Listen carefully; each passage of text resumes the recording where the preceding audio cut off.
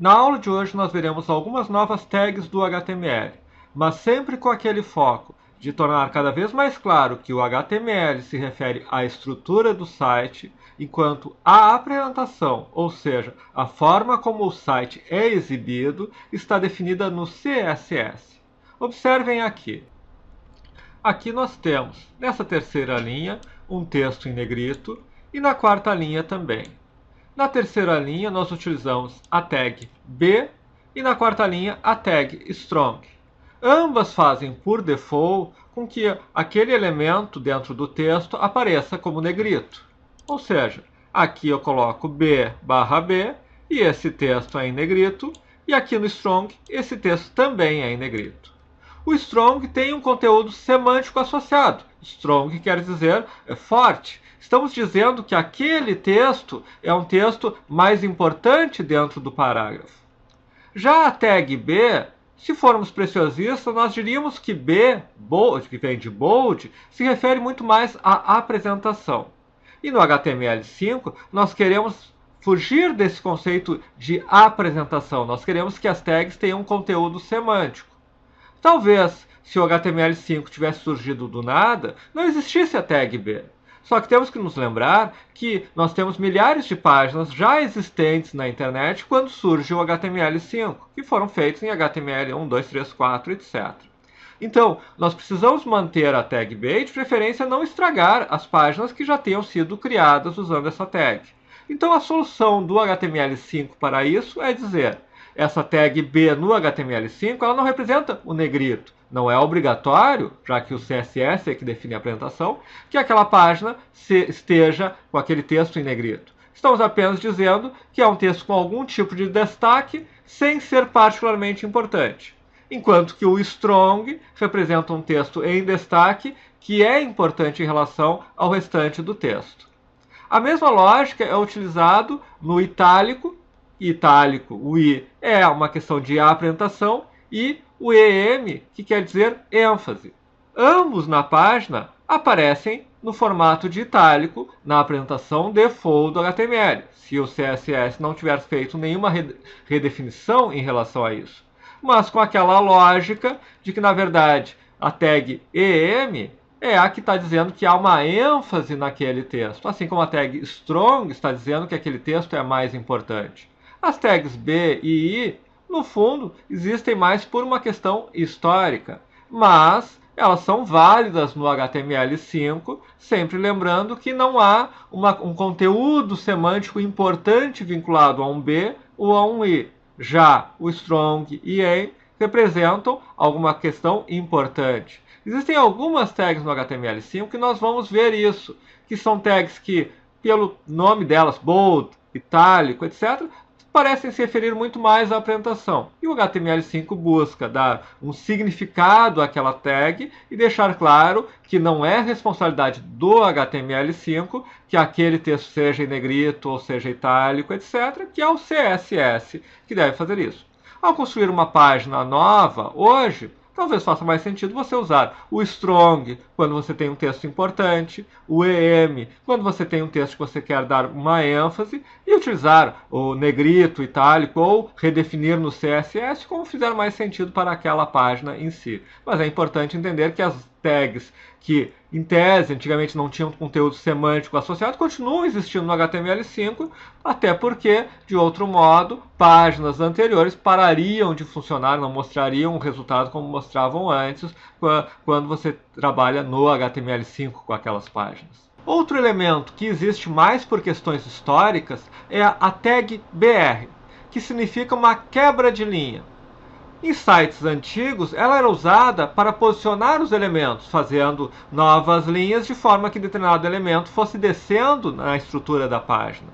Atualmente, o BR é considerado válido apenas no HTML5 em situações específicas em que há uma quebra de linha, por exemplo, uma poesia, por exemplo, um endereço onde você tem a rua, o bairro, a cidade, o país, etc. Mas que para situações onde você está posicionando um elemento, ele não é considerado como um uso válido no HTML5. Por exemplo, aqui fizemos um uso do BR. Nós temos de forma análoga tal, e Algumas linhas abaixo, acima, utilizamos o BR. Mas isso não é um uso válido. O BR não deve ser usado para posicionar esta linha até 3 linhas abaixo dessa outra. Olhando o código aqui, nós temos isso. BR, BR, BR. 3 linhas para baixo na posição. Mas isso é uma questão que é o CSS que deve responder. Então, como fazemos isso no CSS? Qual é o uso correto? Aqui temos um exemplo. Este texto também está mais para baixo, assim como esse outro. Mas ele usa, e aqui nós estamos começando a mostrar um pouquinho do CSS, ele usa esse comando CSS. Ele diz que tem uma margem acima desse parágrafo de 60 pixels. Nós vamos ver a sintaxe do CSS aos poucos nas próximas aulas. Mas o conceito é que eu quero apresentar aqui. Quer dizer, então quando temos que posicionar um elemento alguns pixels abaixo de outro, nós temos o CSS que nos permite um grau de precisão muito maior. Eu posso dizer, eu quero 60 pixels abaixo. Antigamente, ou nós usávamos o BR, que nos dava uma posição imprecisa, tantas linhas para baixo, ou truques, por exemplo, usando imagens invisíveis de 60 pixels, que daí forçavam um elemento a aparecer depois do outro. Então, o HTML5 limpa muito disso e diz, não, você vai definir, por exemplo, a margem de tantos pixels e vários outros comandos que nós vamos ver entre um elemento e outro. Por exemplo, nós podemos definir, aqui eu vou dar um exemplo no strong. Nós vimos aqui o strong, este é um texto importante e ele aparece em negrito, mas isso é a definição default do HTML. Aqui nós definimos que font weight, que é exatamente o que diz o negrito, eu digo que é normal, e a cor é azul. Este código é perfeitamente válido. Ele faz o quê? Ele diz que este texto é importante, strong, mas eu estou no CSS definindo que textos importantes são em azul. Pode não fazer sentido, ou fazer sentido, vai depender da sua página, mas é uma decisão sua. O fato é que você está transmitindo as seguintes mensagens em HTML. Strong, esse texto é importante. Em CSS, não é para mostrar ele em negrito, é para mostrar ele em azul. Então, CSS, a apresentação, HTML, o significado do elemento. E por fim, colocamos aqui, introduzindo alguns novos elementos para encerrarmos. Nós temos pela primeira vez uma imagem. Aqui, a tag img. Assim como a tag a, que se refere a link, a tag img também precisa de um atributo para dizer de onde vem aquela imagem. E esse atributo, que é o src, de source, de fonte, segue a mesma lógica do href que nós vimos no A. Aqui eu estou usando ladyinyoga.jpg, portanto, uma imagem que está no mesma pasta, no mesmo local onde está a minha página HTML. Mas eu poderia botar um endereço absoluto, um endereço com domínio. Eu estou pegando de tal lugar. Ok, estou pegando esta imagem da página inicial da Alphamedia, ou de qualquer outro lugar. A lógica do source é a mesma do href.